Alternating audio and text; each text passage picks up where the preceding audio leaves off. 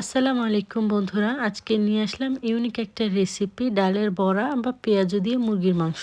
এখানে আমি নিয়ে নিয়েছি মুরগির মাংস। এইগুলিকে হলুদ, মরিচ ও লবণ দিয়ে ভালোভাবে মাখিয়ে নিব।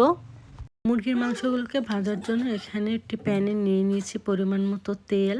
তেলগুলো গরম হয়ে আসলে একে একে দিয়ে দিব মাংস।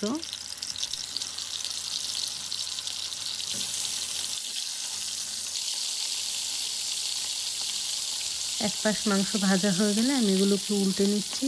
মাংসগুলো একেবারে লাল করে ভেজে নিতে হবে। তো মুরগির মাংস রান্না করার জন্য এখানে একটি কড়াইয়ে আমি ভেজে রাখা মুরগির মাংসের তেলগুলো দিয়ে দিচ্ছি। এখানে আমি দিয়ে দিব 1 কাপ পরিমাণ মতো পেঁয়াজ কুচি ও গোটা গরম মশলা।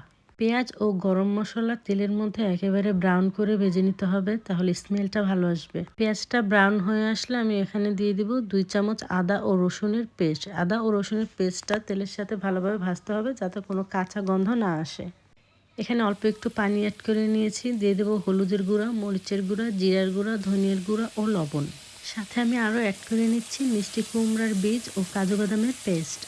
এগুলোকে দিয়ে ভালোভাবে কষিয়ে নিতে হবে যতক্ষণ না তেলটা উপরে চলে আসে। তো মশলাটা ভালোভাবে কষানো হয়ে গেলে এখানে আমি ভেজে রাখা মুরগির মাংসগুলো দিয়ে মশলার সাথে আর একটু ভালোভাবে কষিয়ে নিব।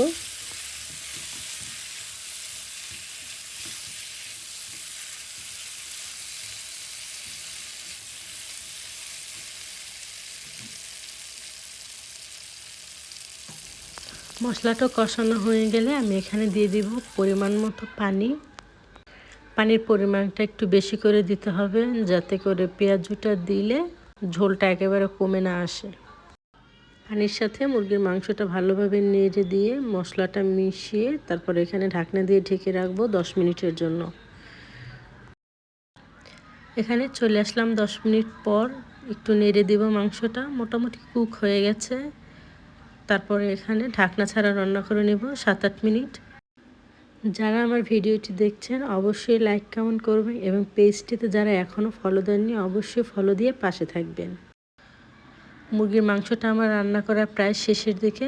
ওঠানোর 5 মিনিট আগে আমি পেঁয়াজু বা ডালের বড়াগুলো দিয়ে নিচ্ছি এবং দিয়ে এটাকে একদম লো আঁচে ঢেকে রেখে দেব 5 মিনিটের জন্য।